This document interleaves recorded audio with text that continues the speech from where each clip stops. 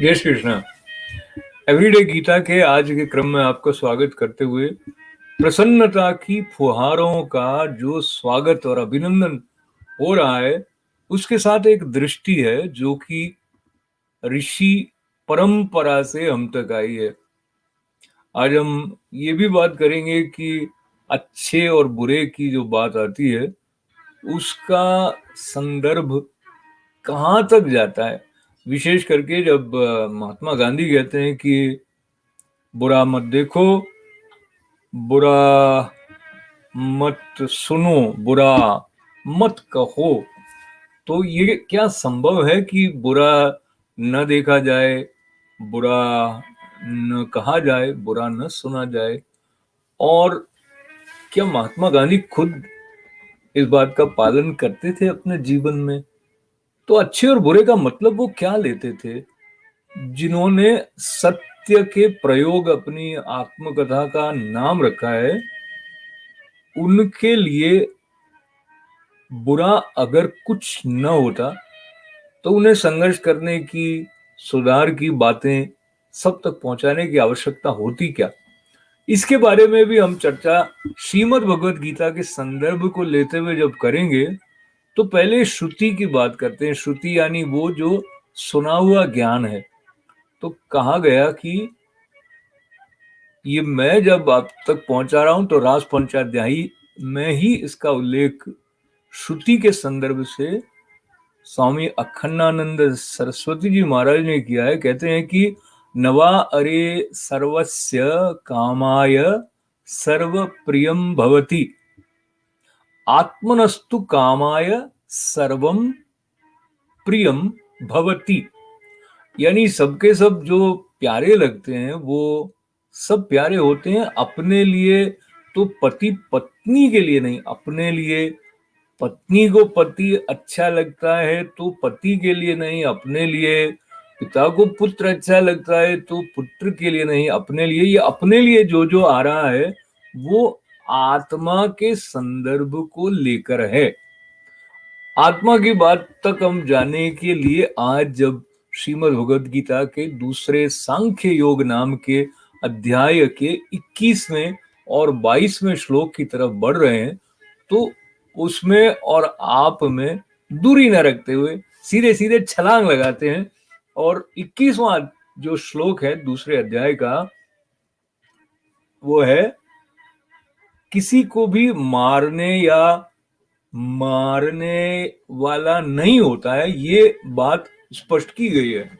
तो कैसे कहा गया कि वेरा विनाशिनम नित्यम य एनमजम अव्ययम, वेरा विनाशिनम नित्यम य एनमजम अव्ययम, कथम स पुरुषः पार्थ कम घातयति हंति कम। तो कहा कि हे प्रथापुत्र अर्जुन, जो पुरुष इस आत्मा को नाश रहित, नित्य, अजन्मा और अव्यय जानता है, वो पुरुष कैसे किसको मरवाता है और कैसे किसको मारता है। तो इसमें लेकिन जो पहला वाला पंक्ति एक संकेत दे रही है अर्जुन जी को कि जो पुरुष इस आत्मा को नाश रहित, नित्य, अजन्मा और अव्यय जानता है। और उसके बाद में जो बहुत अधिक प्रचलित श्लोक है श्रीमद् भगवद गीता का, हम सब ने कई कई बार इसको सुना है। ये 22वां श्लोक है दूसरे अध्याय का। वासांसि जीर्णानि यथा विहाय नवानि गृह्णाति नरोपराणि, तथा शरीराणि विहाय जीर्णा न्यन्यानि संयाति नवानि देहि। अर्थ इसका, और यदि तू कहे कि मैं तो शरीरों के वियोग का शोक करता हूं, तो यह भी उचित नहीं है।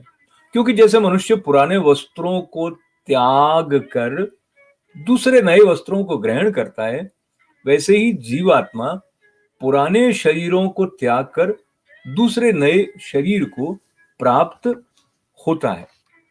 तो वस्त्र बदलना जितना आसान हमें तो लगता नहीं है, क्योंकि देह के साथ में एक बंधन रहता है, एक आसक्ति रहती है, अपनी देह के लिए ही नहीं, दूसरों की देह के लिए भी, और उसका अपना महत्व भी है, पर उसको समझना आवश्यक है कि जब महात्मा गांधी कहते हैं बुरा मत देखो, बुरा मत सुनो, बुरा मत कहो, और जब हमने ये कबीरदास जी का दोहा सुना है कि बुरा जो देखन मैं चला, बुरा न मिलिया कोई, और जो मुख देखा आपना, मुझसे बुरा न कोई।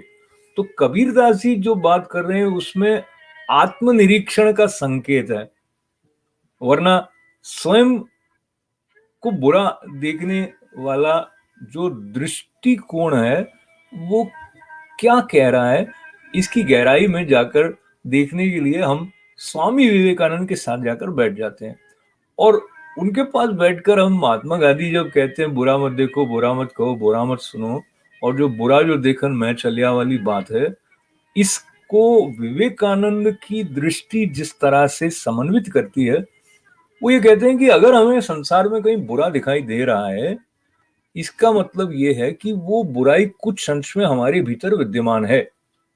तो ये महामना जिस स्थान से हमारे लिए इस बात को खोल रहे हैं, तो एकत्व का जो भाव है कि उसके अंदर क्या है, मेरे अंदर क्या है, हमारे बीच में एक ऐसा सूत्र है जो हम सबको बांधे हुए है, तो आत्मा की बात को लेकर परमात्मा तक की बात का संकेत विवेकानंद की इस दृष्टि में आ गया है। और जब गांधी जी कहते हैं कि बुरा मत देखो, तो वो एक अलग स्तर की बात है, पर व्यावहारिक स्तर पर जो त्रुटिपूर्ण है या जिसमें सुधार की संभावना है, उसकी तरफ तो ध्यान अगर नहीं देने की बात होती तो श्री कृष्ण भी अर्जुन से युद्ध करके धर्म की स्थापना के बारे में जो कुछ उन्होंने कहा वो बात उनको कहते नहीं संभवतया। पर आज के क्रम में जब हम अपने भीतर की बुराइयों को दूर करके जो शुद्ध सात्विक ऐसा भाव है जिसको लेकर हम ईश्वर के सामीप्य की अनुभूति कर सकते हैं, तो उसके लिए योगी बनने की बात, जो बात अर्जुन जी से श्री कृष्ण ने कही है, वो हमारे जीवन में भी पूरी तरह लागू होती है।